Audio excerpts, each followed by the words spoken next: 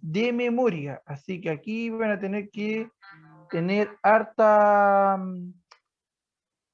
ojo, ¿ya? Perdón. Dentro de los contenidos que tenemos que ver en esta unidad, vamos primero claramente con todo lo que son los conceptos generales, luego los mecanismos de acción de cada uno de estos grupos y la clase del día de hoy, que va a ser hasta las 12:45, porque el tema de las 12:50 es el control.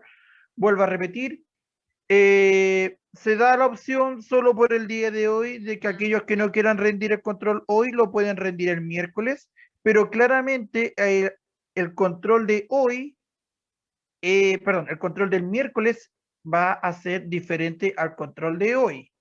Mi recomendación, rindan el control hoy. El control está fácil, facilito, papaya, ¿ok? Ahora, bueno, vamos a llegar hasta todo este grupo de los antibióticos beta-lactámicos, cosa que el próximo miércoles vamos a abarcar todos los antibióticos no beta-lactámicos. Otra consideración además, recuerden que hoy yo a ustedes les doy una nueva tarea de 24 horas que tienen que entregarla hasta mañana martes, a más tardar 1:15, porque se cumplirían las 24 horas. ¿Ya? Del punto de vista conceptos generales, primero tenemos que partir claramente de lo que son diferentes definiciones, ¿ya? Y aquí también para que todos manejemos el mismo vocabulario. Primero, entender lo que es esterilización, y es el proceso mediante el cual células vivas, esporas viables y o virus son destruidos o removidos de un objeto o hábitat. Un objeto estéril es aquel que está libre de microorganismos vivos, esporas o cualquier agente infeccioso. De ahí siempre uno cuando menciona que uno está estéril, ya en los procesos quirúrgicos o en las áreas limpias, en los hospitales para trabajar con preparados oncológicos, por ejemplo, el objeto cuando uno menciona la palabra esterilidad, se tiene que referir a esto, a que sea un ambiente libre de microorganismos, esporas o agentes infecciosos. Desinfectar es el proceso de eliminar, inhibir o remover microorganismos que puedan causar alguna enfermedad. Hoy en día claramente está todo el mundo desinfectando para evitar la propagación y contagiarse de SARS-CoV-2. Un agente desinfectante es un agente químico utilizado para llevar a cabo la desinfección. Hoy en día, por ejemplo, un desinfectante es el alcohol gel, claramente. Por otra parte, la sanitización es el proceso de reducir, no eliminar, ojo, reducir la población de microorganismos a niveles considerados seguros por los estándares de salud pública. Es ahí donde, por más que uno sanitice lugares, sanitice, ok, no hay microorganismos que a ti te puedan hacer daño, ningún problema. Pero, ojo, porque no los van a destruir en un 100%, van a quedar algunos, pocos, y esos pocos, claramente, si se empiezan a propagar, se empiezan a reproducir, hay que estar con una sanitización constante. Y antiséptico es un agente utilizado también para llevar a cabo la desinfección sobre otro tejido vivo. Del punto de vista también nosotros tenemos que manejar lo que es un antimicrobiano, que es una sustancia capaz de actuar sobre los microorganismos, inhibiendo su crecimiento o destruyéndolos. ¿Ya? Eso es un punto muy importante, porque difiere de antibiótico, y es aquí donde ustedes tienen que empezar a hacer el juego. Si ustedes están hablando de un antibiótico o de un antimicrobiano. El antibiótico, como bien acá aparece su definición, es una sustancia producida por el metabolismo de organismos vivos. Puede ser de origen semisintético, sintético y o natural, ¿ya? Principalmente hongos microscópicos y o bacterias que poseen la propiedad de inhibir el crecimiento o destruir microorganismos. Y por otra parte, un concepto que vamos a trabajar prácticamente en la unidad 3 es el concepto de quimioterapéutico, que es una sustancia producida de manera sintética que posee la propiedad de inhibir el crecimiento o destruir microorganismos. Debemos manejar estos tres conceptos a la hora de cuando nosotros hablemos de un antimicrobiano, de un antibiótico o de un quimioterapéutico. Estos presentan un origen ya sea natural, como por ejemplo la penicilina, o también semisintéticos, que son obtenidos por modificaciones químicas de antibióticos naturales como la penicilina, y obtenemos la ampicilina.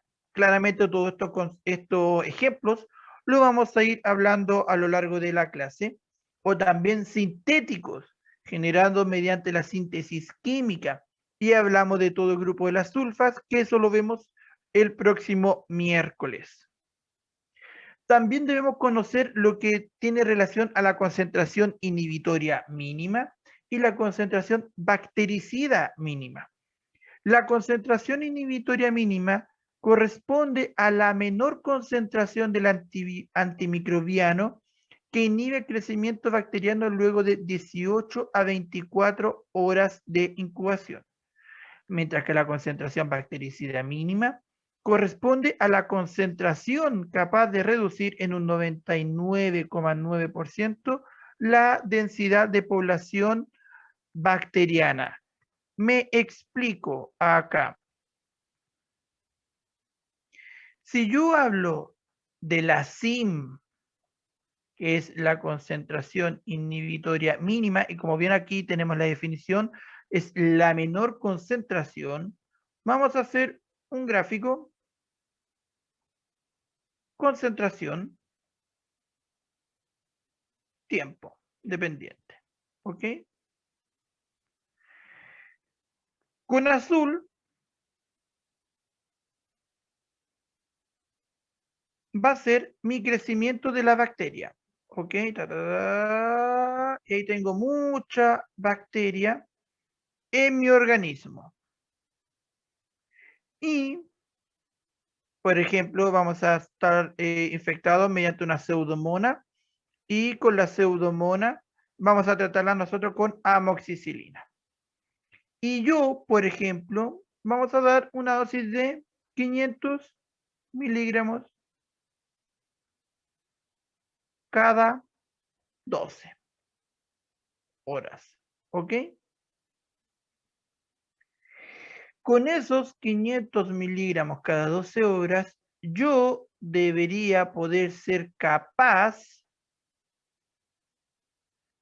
de lograr una concentración con el objetivo de que este microorganismo empiece a inhibir el crecimiento. Y esto sería lo mínimo, la dosis mínima. Si yo veo que con 500 miligramos cada 12 horas, por ejemplo, ahora con color verde, solamente para ir separándolo, llego a este rango, no voy a tener una concentración de fármaco mínima para destruir o inhibir, perdón, el crecimiento bacteriano. Y ahí ya tendría que ser, por ejemplo, cada 8 horas. Y ahí podría llegar a estos mismos niveles, ¿ok? Con el objetivo de inhibir el crecimiento bacteriano, ¿ok? A eso nosotros nos referimos con la concentración inhibitoria mínima, principalmente del fármaco o del antimicrobiano, ¿ok? Por otra parte, la concentración bactericida mínima, que corresponde a la menor concentración capaz de reducir en un 99,9% la densidad de población bacteriana, tiene relación a exactamente lo mismo. Pero ustedes hoy y siempre van a estar hablando en farmacología lo que tiene relación a la concentración inhibitoria mínima. Siempre ustedes van a estar hablando de la CIM, más que de la concentración bactericida mínima. ¿Ya? Ahora, La actividad de los antimicrobianos, y aquí me falló un poco lo que es la animación, se puede ver afectada por el tamaño de la población de los microorganismos. Mayor microorganismos demora claramente más tiempo en morir.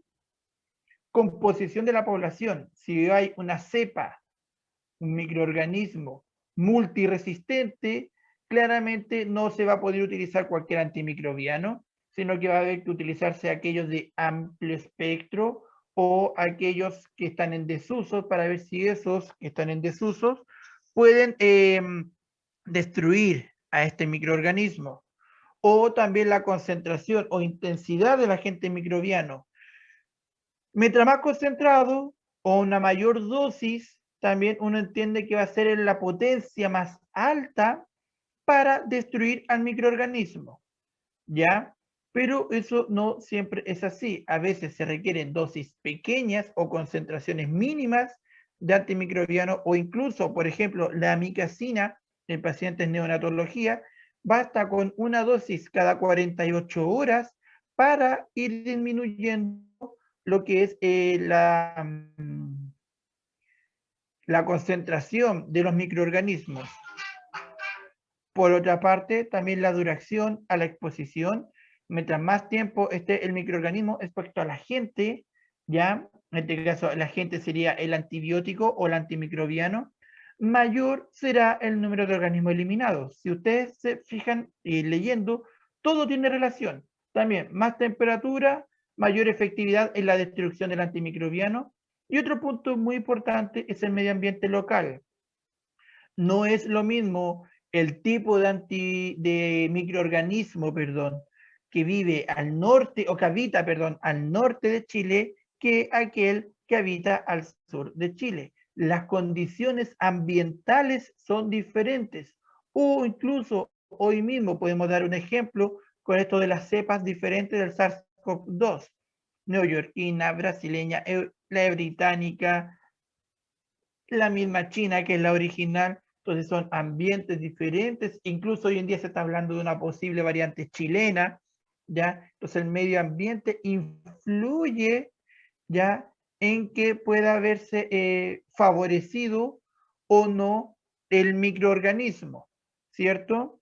Ahora, también esto puede proteger en otros casos a la síntesis de algún agente antimicrobiano, por ejemplo, el mismo hongo sintetizador de la penicilina no se da en todas partes del mundo. Entonces ahí donde va también, o conceptos de calor, de frío, humedad, puede llevar a la síntesis o no del origen natural de algunos de los antimicrobianos. ¿Ya? También tenemos que entender el concepto de bacteriostático, bactericida, y en este caso el bacteriostático en una curva, concentración o número de células versus tiempo, vamos a considerar como bacteriostático a aquellos que van a inhibir el crecimiento del microorganismo. Todo antibiótico o todo antimicrobiano, ¿qué pasa acá? ¿Veis? Todo antibiótico o todo antimicrobiano que sea considerado bacteriostático, lo que va a generar es que la curva se mantenga. ¿Por qué? Porque lo que yo quiero es que el microorganismo no crezca más. Es el objetivo de estos antimicrobianos bacteriostáticos. Mientras que aquellos que son considerados bactericidas, vamos a cambiar el color del lápiz, matan a los microorganismos sin necesidad de destruirlos o lisarlos. Es decir, aquí, ¡pum!, murió. Ya no tengo células o ya no tengo microorganismos. Mientras que la concentración del antimicrobiano se va a mantener constante en el tiempo, acá también, pero porque aquí estamos cumpliendo un efecto bactericida. O por último, bacteriolítico, se destruye al microorganismo por lisis, pero con la diferencia de que acá nosotros no mantenemos concentración del antimicrobiano en el tiempo.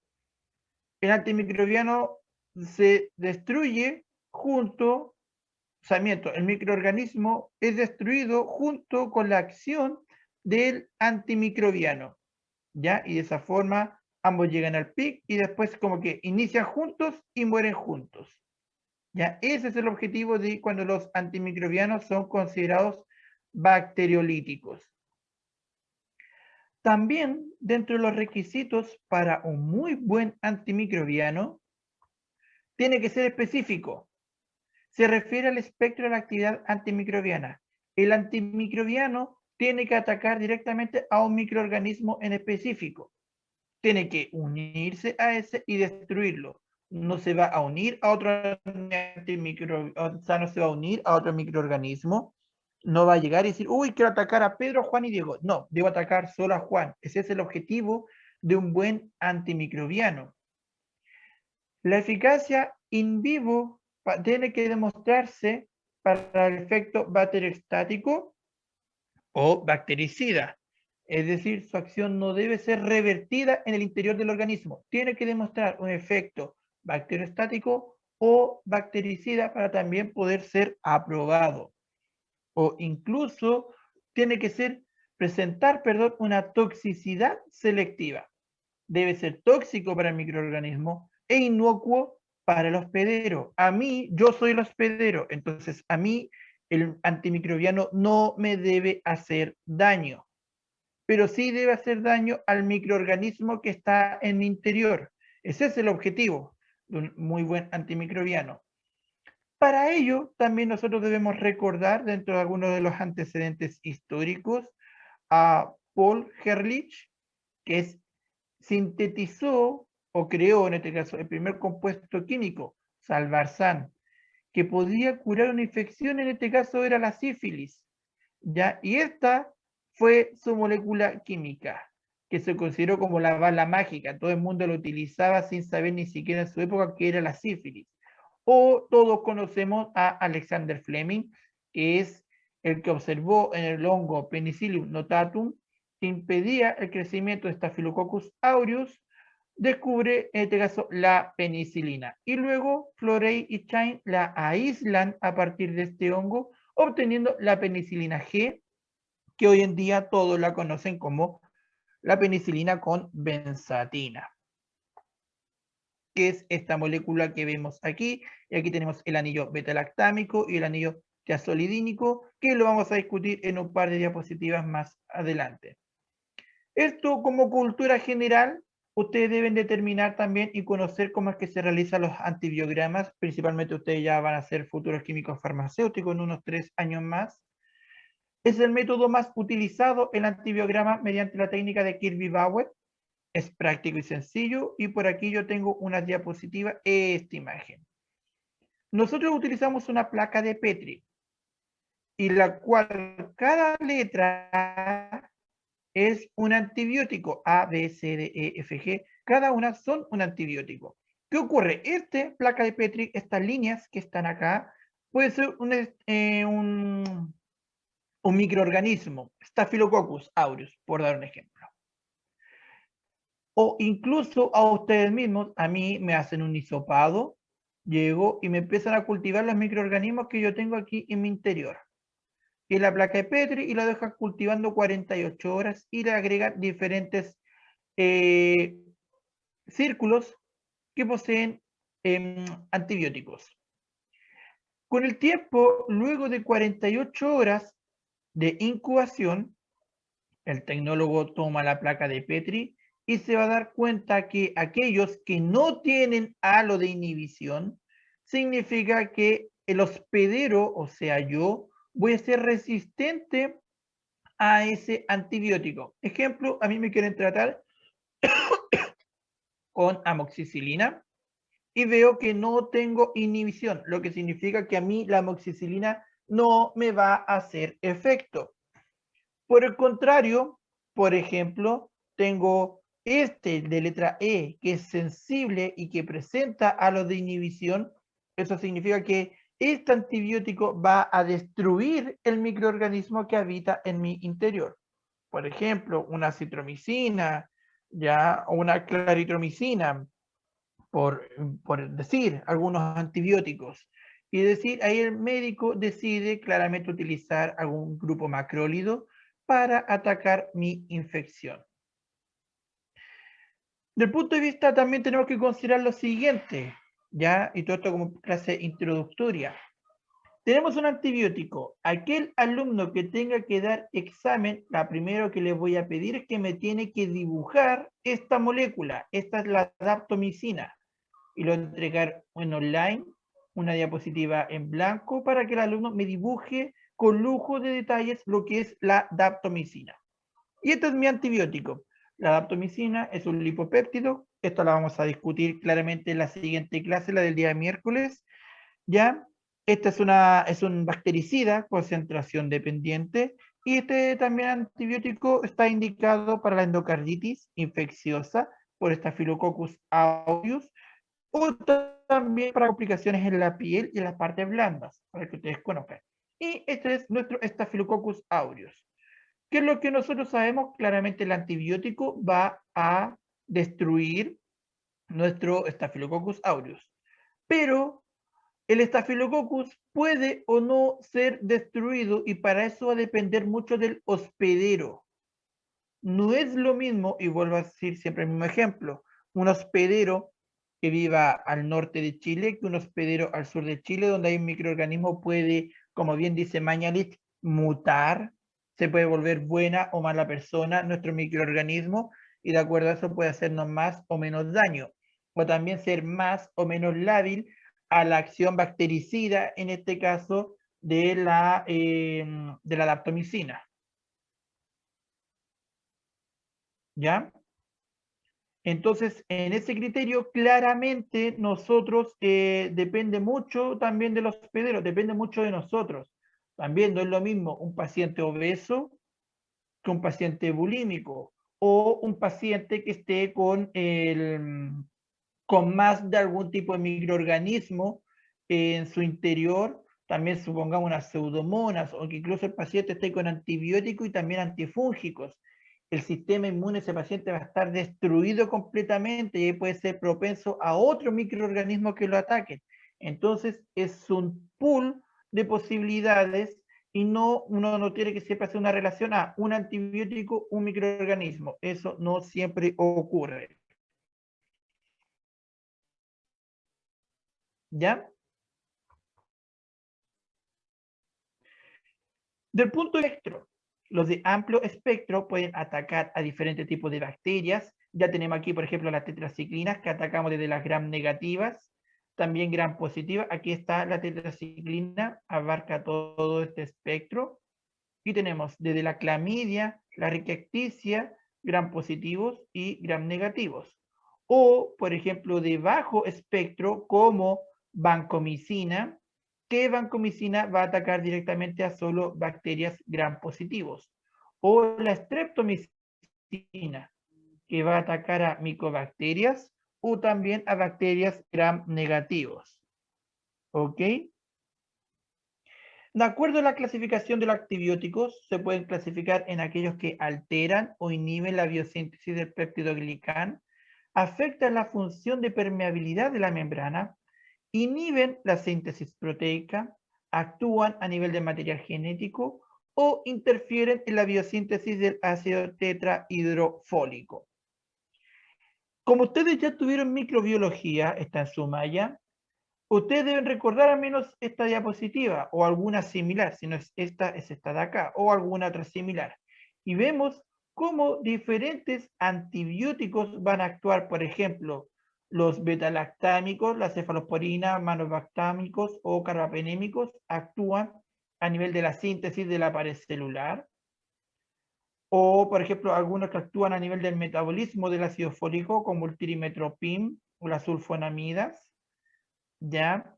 O aquellos que afectan las síntesis proteicas, como la mupirocina, o son inhibidores de la unidad 30S del ribosoma, tetraciclina, streptomicina, gentamicina, algún otro aminoglicósido, inhibidores de la síntesis inhibidores de proteínas sintéticas del 50S a nivel de la subunidad ribosomal, todos los macrólidos, eritromicina, claritromicina, acitromicina, o también los lipopéptidos como clindamicina, lincomicina, daptomicina, aquí es donde va a actuar la dapto, también inhibidores del RNA, rifampicina, o del DNA girasa como el ácido nalidíxido, o quinolonas como el ciprofloxacino. Entonces, todo esto nosotros vamos a ir discutiendo a lo largo de la clase de hoy y del próximo miércoles. Aquí también hago un pequeño detalle: inhiben la síntesis de la pared celular, todos los que vamos a hablar hoy, inhibición de la síntesis proteica, tenemos esto a nivel de DNA a proteína, esto es biología celular, ustedes deben ya conocer todos estos procesos, así que esto lo vamos a saltar.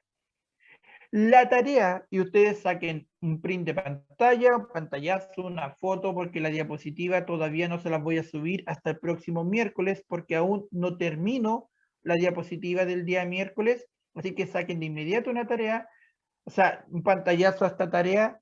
Al igual que la anterior, yo quiero que la hagan, ideal que la hagan en pareja, no la hagan solos, ¿ya? Deben explicar los mecanismos de resistencia bacteriana, los de tipo intrínseco y los de tipo adquirido. Comentar chat. Sí, es de 24 horas, es decir, tienen plazo hasta mañana martes para entregar a las 1:15. Y comentar brevemente los mecanismos de resistencia bacteriana, cuando ocurre una modificación química del antibiótico, cuando ocurre una disminución de la disponibilidad intracelular del antibiótico, o cuando se establece una ruta metabólica alternativa. Es esto la tarea solamente. ¿Ok? Control, también este es el control número 2 de 24 horas. ¿Todos ya sacaron foto, print de pantalla o algo por el estilo? Sí, profe, lo mandaron al grupo Profe, ¿puede Ah, explicar eso de modificación química del antibiótico? O sea, es como ir o sea, ver todas las rutas que tiene el antibiótico o no, no entendí. no, pero mire, más adelante en un par de diapositivas más les voy a explicar Ya, profe. esa parte. Entonces ahí va a quedar más clarito. Y como recordatorio, nosotros debemos recordar siempre que todas las bacterias gram positivo presentan solo una pared celular, ¿ya? Esta de acá, mientras que el gram negativo presenta dos paredes celulares, ¿ya? Y ahí es donde también cuesta mayor la penetración del punto de vista de atacar y que haga efecto en nuestra bacteria, y por eso para aquellos que son gram negativos, la bacteria es más resistente en comparación a aquellas bacterias gram positivo. Dicho esto, vamos a empezar de lleno de inmediato con los beta-lactámicos. Si por X motivo no nos alcanza el tiempo para terminar toda la materia hoy, lo terminamos y rematamos el próximo miércoles. ¿Ya? Primero hay que clasificar los beta-lactámicos de acuerdo a su estructura. Todos tienen una beta-lactamasa fusionada a anillos saturados de 5 miembros. Este es el anillo beta-lactámico y este es el anillo tiazolidina. Vamos a hablar de penamos cuando contiene el anillo tiazolidina. Vamos a hablar de carbapenamos cuando contiene un anillo pirrolidina. Ya, si se fijan, la única diferencia es este azufre, que acá está y acá no. Y vamos a hablar de oxapenamos o de clavamos cuando contiene un anillo oxazolidina. ¿Ok? Y esto van a ser beta-lactamasas fusionadas a anillos saturados de 5 miembros. Por otra parte, cuando son insaturados, vamos a hablar de los penemos con anillos 2,3 dihidrotiazol. Carbapenemos, cuando es el 2,3 dihidro 1-pirrol. Profe, pregunta, Cuénteme. ¿esta clase o sea, va a subir el video terminando la clase? Claro, el video lo subo y el PPT lo subo el próximo miércoles cuando tenga toda la clase de antibióticos lista. Ya, profesor, gracias. De nada. O vamos a hablar de aquellos monobactamos cuando no tenga el anillo beta-lactámico, que es este, no esté unido a ningún otro anillo en comparación a los anteriores, que si se fijan, sí están unidos. Acá hay. Acá hay y acá no hay. Otro anillo unido. Vamos a hablar de cefemos, cuando son anillos insaturados de 6 miembros. Y aquí vamos a hablar ya de las cefalosporinas. Ya, cefemos, el 2,3 dihidrotiazol. Carbacefemas, cuando es el 2,3 dihidro 1-pirrol. O de oxacefemos, cuando no hay fusionados con otro anillo. Acá. Los beta-lactámicos, y aquí presten ya demasiada atención porque a partir de ahora se empieza lo bueno. Tenemos dos tipos, este es el anillo beta-lactámico, el A, solo A, ¿ok? Cuando nosotros hablemos de los radicales para el beta-lactámico, chat. Diapo 22.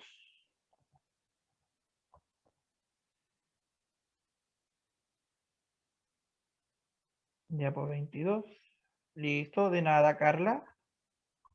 De nada, de nada. Acá ya tiene que parar todas las pailas. El anillo beta-lactámico es este, es A, no es A más B. Ojo con eso, es solo A. ¿Ya? El anillo beta-lactámico es esto, pero nosotros ahora, para considerar los derivados de penicilinas, es el anillo A más el anillo B. ¿Ok? Ahora, el anillo A es el beta-lactámico, como ya lo hablamos, que tiene todo este sustituyente, el nitrógeno y esto, ¿ok? Mientras que el anillo B es el anillo tiazolidina, ¿ok? El anillo tiazolidina es esencial para la actividad antimicrobiana de todos los derivados de penicilinas. Primero. Segundo, el nitrógeno en posición 4 con el carbonilo en posición 5 o posición beta, también puedo preguntar de cualquiera de las dos formas en la prueba, son átomos quirales. ¿Ya? Ahora, si el anillo A, este anillo beta-lactámico, es degradado, principalmente siempre es degradado por esta parte, por la unión entre el 4 y 7, automáticamente el anillo pierde actividad farmacológica y es ahí donde empieza a ocurrir todos estos modelos o cambios estructurales químicos, que es lo que me preguntaba Joshua. Que si a esta molécula del beta-lactámico una pequeña modificación, ejemplo, esta unión la destruimos, es destruido por una beta-lactamasa, que más adelante lo vamos a hablar también. Ya no hay anillo beta-lactámico. Al no haber anillo beta-lactámico, no va a haber efecto farmacológico, no va a haber eficacia terapéutica, y eso es un modelo de resistencia antimicrobiana, de punto de vista químico. ¿Se entiende ahora, Joshua? Era el Nico, pero Ah, Nico, perdón. ¿Pero sí? ¿Todo claro? Sí, profe. Ya, vale, vale. Perdón ahí por la confusión. Dentro de las familias de los beta-lactámicos tenemos los derivados de penicilinas, que si ustedes se fijan van a poseer esta estructura en común, esta es principalmente, ¿ya? Los monobactamas, que si se fijan el anillo beta-lactámico no está unido a nada. Las familias de las cefalosporinas, que tiene el anillo beta-lactámico, y también tenemos nuestro ciclo de 6 átomos insaturados.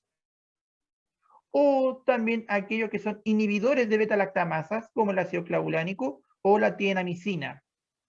Ahora, ¿qué es lo que ocurre en el mecanismo de acción? Tenemos nuestra pared bacteriana y también tenemos las PBP, estas PBP, que son proteínas unidoras ya de precursores transpeptidasas, o PBP, es este puente que va a unir una pared del peptidoglicán de la pared bacteriana con la otra pared del peptidoglicán, y de esta forma vamos a formar una sola pared de peptidoglicán resistente o vamos a formar prácticamente lo que es la pared bacteriana.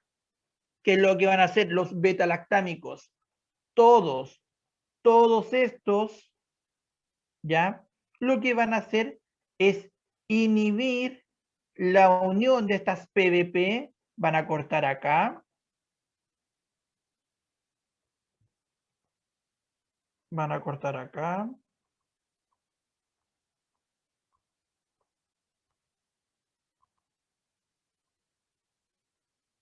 y de esa forma van a destruir la pared bacteriana de tal forma de que no va a haber síntesis del microorganismo, o el microorganismo va a ser más lábil y más propenso a ser destruido, ¿ya? En esta misma imagen nosotros podemos ver que tenemos un polímero glucopéptido, o es el mismo, tenemos nuestra transpeptidasa, nuestro PVP. Lo importante es que estos forman una cola de alanina, ¿ya? Que es aquí donde los derivados de beta-lactámicos, penicilina, cefalosporina, monobactamas, etcétera, van a inhibir todo este corte que yo les comenté, y de esa forma no va a haber síntesis de la pared del péptidoglicán. Al no haber pared de péptidoglicán, lo que vamos a generar sí o sí va a ser un microorganismo que no va a tener pared, por ende va a ser ampliamente, o sea, va a ser destruido de manera inmediata. De esa forma actúan todos los beta-lactámicos. Ahora, también los microorganismos presentan un mecanismo de resistencia. Esto también les puede servir a ustedes en su diapositiva para su tarea. Desde el punto de vista del mecanismo de resistencia, tenemos un fármaco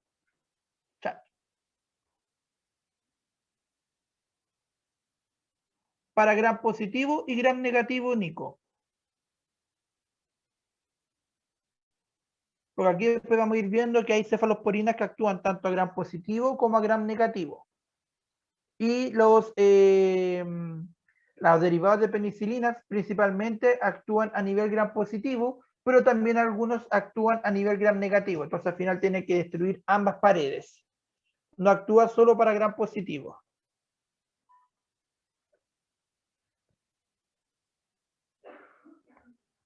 Entonces, ya, gracias. Ya, de nada. Entonces, digamos, ya, bueno, con estas bombas de flujo que presentan los microorganismos, puede haber un fármaco anfifílico, y son varios. La amoxicilina es uno de estos, que presenta tanto moléculas polares como moléculas apolares, y lo vamos a ir discutiendo. Más adelante ingresa, por ejemplo, la misma amoxicilina, atraviesa la membrana, llega, viene, destruye todo, inhibe la síntesis de estas PVP, por ende no va a haber efecto de peptidoglicán, pero las bacterias van a tener un mecanismo de bomba de flujo, lo cual van a tomar el antimicrobiano y lo van a eliminar. De tal forma de que, aunque ocurra una destrucción de una inhibición de la transpeptidación de estas PVP, el efecto sea lo menor posible. Este es otro mecanismo de resistencia que obtienen estos antibióticos, perdón, estos microorganismos al momento de empezar a generar resistencia antimicrobiana. Ejemplo de esto son los Staphylococcus aureus resistentes a meticilina, y el Streptococcus pneumoniae resistente a penicilina. Sí, bomba de eflujo, Santiago. ¿Ya? Ahora, ¿cómo van a actuar o el comportamiento de inactivación de estas penicilinas? Tenemos estos derivados de penicilina.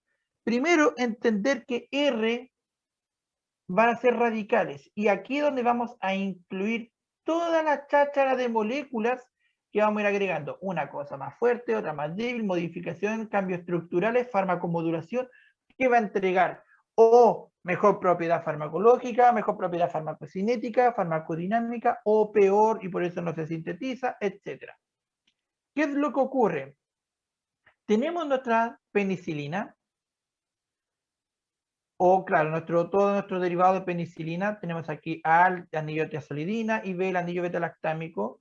Ahora, viene una bacteria o un derivado que es la penicilinasa, o también conocida como la beta-lactamasa, que como yo ya les comenté, va a venir a destruir directamente el anillo beta-lactámico y vamos a obtener como resultado un ácido peniciloico. Si ustedes se fijan, en esta parte ya no está la unión del anillo beta-lactámico, motivo por el cual ocurrió una inactivación ya de las penicilinas, de los derivados penicilínicos, que los vamos a ir viendo todos, y desde ese punto de vista claramente la molécula en sí ya no es activa. O puede ser atacado mediante una amidasa, de tal forma de generar también el ácido 6-aminopenicilánico, de tal forma de que esta vía también obtenemos resistencia antimicrobiana mediante estas dos enzimas, y la molécula, al ser modificada estructuralmente, va a perder actividad farmacológica. De este punto de vista también podemos ver la penicilina, una vez sido atacada por penicilasa o por amidasa, y obtenemos estos resultados que a la larga son estructuras o moléculas que son inactivas. Por eso el tema de el ataque beta-lactámico, perdón, o por eso uno habla, o ustedes han escuchado, de las beta-lactamasas. Las beta-lactamasas van a destruir el anillo beta-lactámico y ese es el mecanismo de resistencia a los antibióticos derivados de beta-lactámicos, que son todos los que vimos anteriormente, todas las cefalosporinas, todas las penicilinas, los monovactamas, etc. Y el mismo motivo por el cual después con el tiempo se sintetizan inhibidores de beta-lactamasas. ¿Ya? Tenemos, de punto de vista de clasificación de penicilinas, de tipo natural o semisintéticas. Las naturales y biosintéticas se obtienen a partir de cultivos de hongos, son activos contra gram positivos solamente las naturales y biosintéticas, y son inactivas por vía oral, mientras que las biosintéticas son activas por vía oral a partir de derivados de monoacético.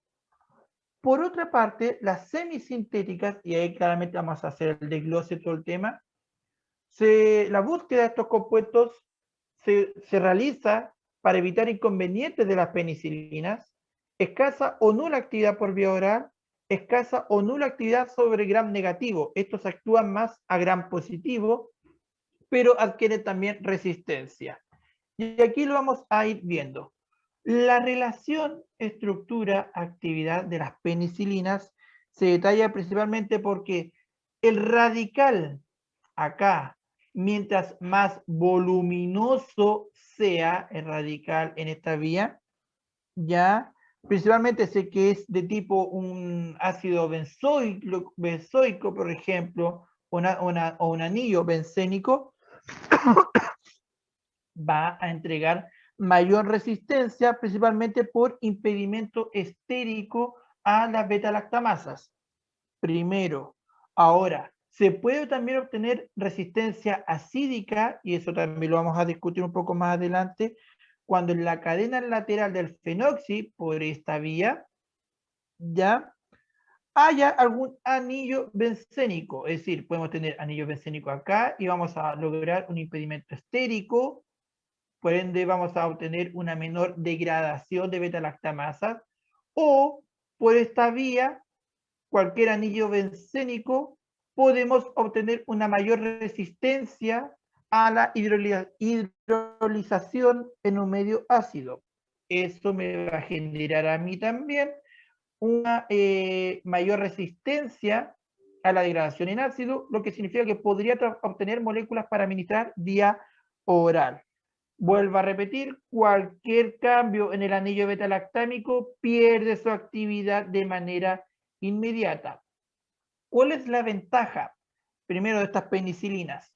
Primero debemos entender que todas las penicilinas, ya, o la molécula, la estructura de penicilina en su totalidad, posee propiedades de aminoácidos, ya sea valina por una parte o cisteína. Perdón, o cisteína. Y es estas propiedades lo que permite unirse a las transpeptidasas de PBP, que también son proteínas, porque poseen una conformación estructural similar, y de esa forma voy a generar la inhibición de esta transpeptidación de PBP. El radical puede ser este, y vamos a obtener una benzilpenicilina, que es la benzatina, o puede ser este de acá, y vamos a obtener una fenoximetilpenicilina, o también conocida como penicilina B. Puede haber de tipo natural y de acuerdo a la cadena lateral, es decir, este radical puede ser cualquiera de estos, y vamos a obtener su respectiva designación, penicilina K, la G, la X, F, dihidro F, etc. O biosintéticas y la cadena lateral, ok, puede ser cualquiera de estos radicales, y vamos a tener penicilina T, la O la B. Pero a partir de estas, que son moléculas lábiles, ¿ya? Y prácticamente se realizaron mediante procesos industriales y fermentaciones, y se dieron cuenta claramente que son muy lábiles en medio ácido. Por eso estas son solo administradas desde el punto de vista endovenoso. También nosotros debemos sintetizar moléculas para administrar vía oral. Y es ahí donde nosotros obtenemos las semisintéticas. Y dentro de las ventajas de estas moléculas semisintéticas, primero, los radicales se incorporan mediante procesos químicos, hay mayor variación estructural, mayor estabilidad química, mejores propiedades farmacológicas, mayor resistencia a beta-lactamasas, y se amplía el espectro de acción. Otro punto que se me olvidó mencionar en esta diapositiva es que todas estas, tanto de tipo natural como biosintética, presentan una vida media baja, lo que significa que al tener una vida media baja hay que aumentar la frecuencia de administración de todos estos medicamentos. Hoy en día el único que se utiliza de estos es la benzilpenicilina, claramente, y también desde el punto de vista farmacodinámico, tienen una alta inactivación por beta-lactamasas, ¿ya? Y también genera mayor alergias. Por eso, a partir de estas, ocurren los procesos de farmacomodulación y obtenemos la síntesis de estas moléculas semisintéticas. Ahora, ¿de qué tenemos? Moléculas semisintéticas resistentes a las penicilinasas o a las beta-lactamasas. Primero, nosotros que, vuelvo a repetir, la beta-lactamasa lo que va a generar es a los derivados de penicilina destruir aquí. Parezco disco rayado y vamos a obtener esta molécula. ¿Ok? Las resistentes a penicilinasas o beta-lactamasas, el objetivo es incorporar sustituyentes voluminosos en la cadena lateral. ¿Con qué objetivo? Para bloquear la acción de la beta-lactamasa por impedimento estérico, lo volvemos a mencionar, y de esa forma, si tenemos grupos voluminosos, vamos a impedir de manera estérica, es decir, vamos a impedir que esta enzima venga y degrade el anillo beta-lactámico primero, y segundo, vamos a obtener moléculas con mejores propiedades farmacológicas. ¿Cómo cuáles? Y aquí ya tenemos, si ustedes se fijan, todos son grupos voluminosos.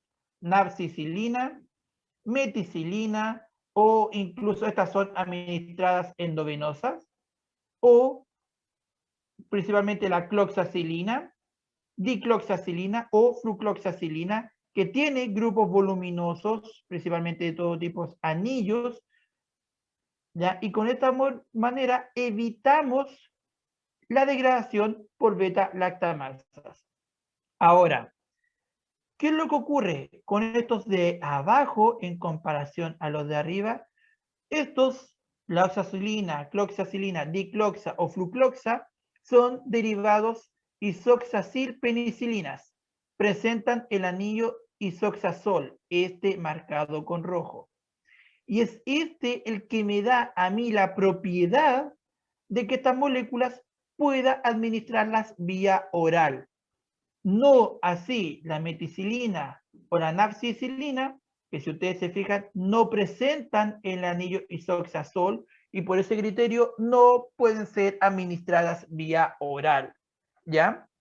Entonces, ustedes aquí vamos viendo, primer criterio para resistencia a beta-lactamasas, primero, radical voluminoso, pueden ser anillos, o sea, en este caso deben ser anillos de cualquier tipo, ¿ya?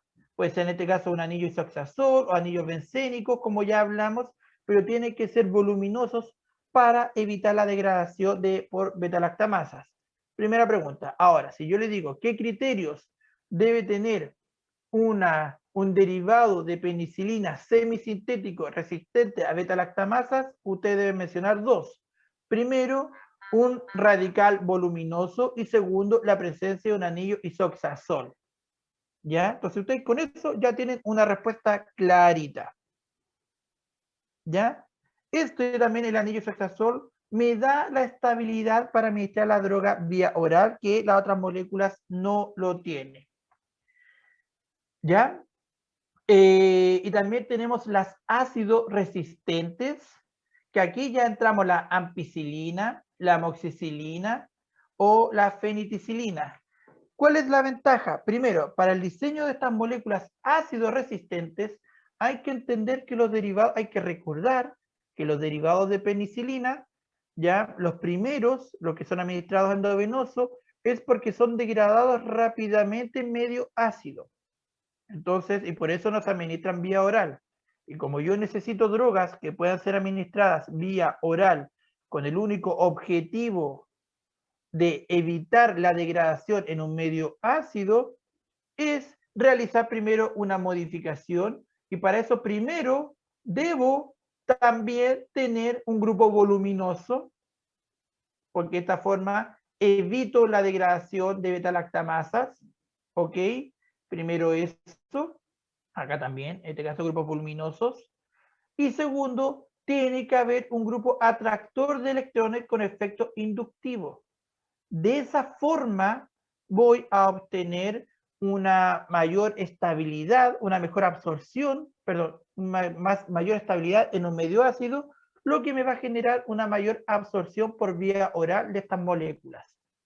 La única diferencia de este derivado es que la ampicilina no tiene radical, mientras que la amoxicilina tiene un grupo hidroxilo, para hablar de ácidos resistentes.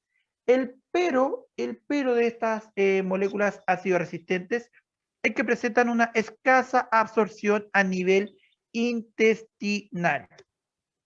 Bajo ese criterio, yo quiero modificar primero que la molécula sea ahora que sea resistente a beta-lactamasas, primero.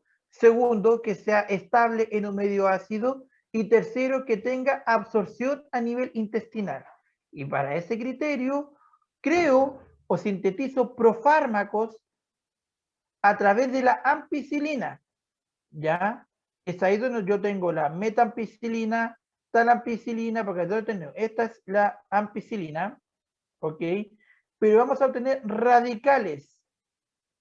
Y radicales podemos obtener la pivampicilina, la vacampicilina o la talampicilina, que se van a unir a este extremo, ¿ya? De esa forma voy a tener profármacos que van a tener propiedad de resistente a beta-lactamasas, resistente a un medio ácido por el grupo voluminoso. Pero el grupo voluminoso primero resistente a beta-lactamasas, ¿ok? Y además vamos a tener una mejor absorción a nivel intestinal porque estas moléculas van a ser ácidos resistentes y van a poder ser absorbidas a nivel intestinal. Me salto la degradación a nivel estomacal y puedo absorberlas a nivel de intestino. Todo esto a partir de una modificación de ampicilina y la ventaja que estos son todos profármacos. Por ende, claramente, al ser absorbidos a nivel intestinal, vamos a obtener la molécula activa y de esa manera vamos a obtener el efecto terapéutico que todos estamos esperando. Chicos, por tema tiempo, porque el control empieza en 3 minutos más, vamos a dejar la clase hasta acá. ¿Ya? Vuelvo a repetir, aquellos que quieran rendir el control, aquellos que quieran rendir el control, lo pueden hacer de inmediato y si no, lo pueden rendir el próximo miércoles. Claramente el control del miércoles no va a ser las mismas preguntas que el de hoy. Yo, la verdad, les recomiendo que hagan el control hoy día. Esa es mi recomendación. Con respecto a los controles de 24 horas, ya no los he revisado, pero cuando los revise les voy a estar avisando a cada uno de ustedes en los correos los que me enviaron, sé que están bien, sé que están mal, en que se equivocaron, que deben reforzar y también claramente la nota. La diapositiva de esta clase la subo el próximo miércoles con todo el detalle y si se fijan, así ahora vamos a empezar las clases. Una molécula y de acuerdo a la molécula vamos a ir hablando qué propiedades tiene y yo también de ahí les voy haciendo pequeñas preguntas o pequeños recordatorios. Entonces, ¿qué pasa para obtener una beta-lactamasa? O sea, para inhibir degradación de beta-lactamasa en un medio ácido que se pueda absorber a nivel intestino, todos estos criterios debe tener. ¿Ya, chicos? Quedamos hasta acá. Yo voy a estar conectado para aquellos que vayan a rendir el control si es que tienen dudas y los que no y quieren rendir el control el próximo miércoles, ya es decisión de ellos y aquí yo estoy disponible en caso de.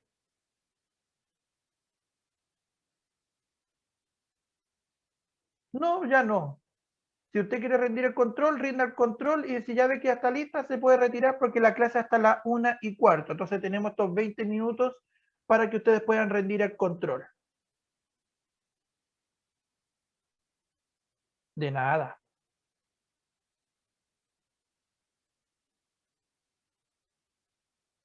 Santiago me pregunta por algún libro PDF o algo. Está todo en la clase 0, en la opción de bibliografía. De hecho, usted copia el texto de la bibliografía y lo coloca de inmediato en Google y le aparecen de inmediato los libros.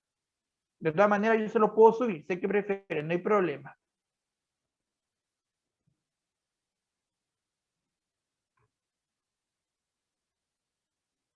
Chicos, entonces ahí estamos, que les vaya bien en el control, de nada Santiago, y quien tenga dudas con respecto al control, aquí yo estoy conectado.